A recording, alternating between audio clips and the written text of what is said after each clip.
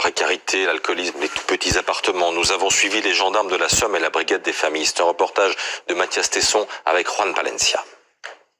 Il est 22h, nous sommes à quelques kilomètres d'Amiens, embarqués sur les routes de la Somme avec les gendarmes. On va sur une personne excitée. On a été appelé à la demande de l'ambulance parce qu'elle doit partir pour des soins, mais elle refuse d'aller se faire soigner, quoi. Les membres de la patrouille s'équipent d'un masque barrière et de gants, comme à chaque intervention. On sait pas si cette personne est malade, et puis on n'est pas à l'abri en cas d'énervement, par exemple, qu'elle nous crache au visage, quoi. Sous l'emprise de l'alcool, la jeune femme de 28 ans est incontrôlable.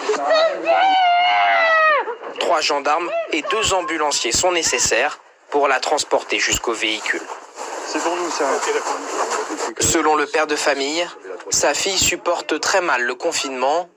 Elle souffre aussi d'alcoolisme. Elle s'ennuie, on le voit très bien, elle s'embête, elle ne sait pas quoi faire, elle peut même pas venir avec mon sport. Depuis 15 jours, ces gendarmes observent une amplification de ces situations explosives à domicile. Pire encore, les violences intrafamiliales, elles aussi, sont en hausse. Oui, bonjour, Major Guyard de la brigade de protection des familles. Ce jour-là, une femme est en danger.